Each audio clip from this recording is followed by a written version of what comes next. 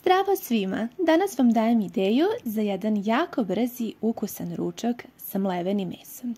Najpre uzmite jednu manju glavicu crnog luka, pa sitno iseckajte i stavite u jednu srednju šerpu. Potom koristim 2 šargarepe koje ću da iseckam na jako sitne kolutove, pa ću i šargarepu da dodam u šerpu. Koristite šerpu neke srednje veličine. Sve ću promešati.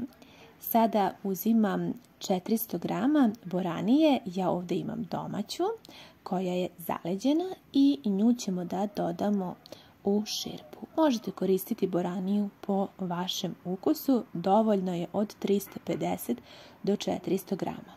Sve promešajte, pa onda prelite povrće sa vodom tek toliko da voda pokrije povrće.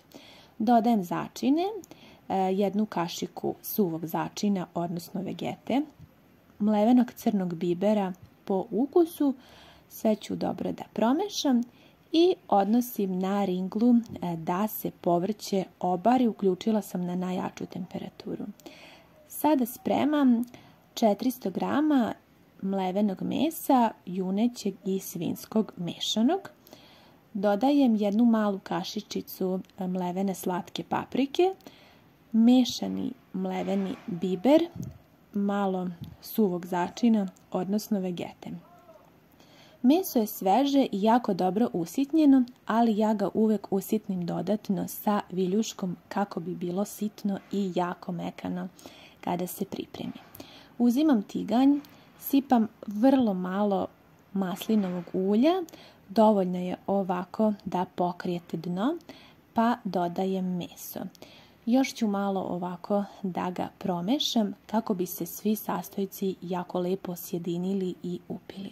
Odgore ću da pospem još malo ulja i to će biti dovoljno. Odnosimo meso na pečenje. Kada boranija sa povrćem počne da vri, smanjite temperaturu na nešto iznad srednje i kuvajte poklopljeno sa poklopcem. Nakon 20 minuta povrće je potpuno prokuvano, možemo staviti meso da se dinsta. Sada ću da sipam vodu u kom se varilo povrće. Sipat ću otprilike nekih 250 ml, toliko će mi biti potrebno. Ostatak procedite i ovako spremite povrće. Sada možete dodati otprilike između 150 i 200 ml vode u kom se kuvalo povrće kako bi meso ostalo sočno i mekano i nastavite tako da dinstate poklopljeno.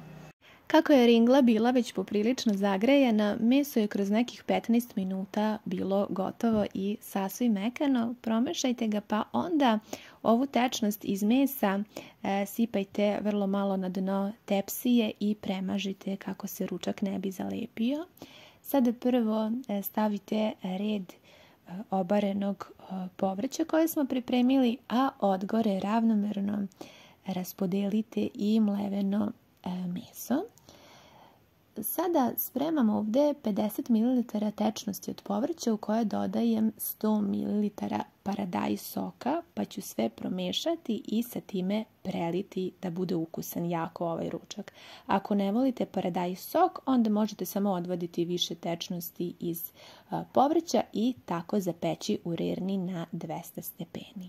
Dovoljno je da pečete u rerni između 10 i 15 minuta. Kada povuče povrće i meso sve sokove, onda je gotovo.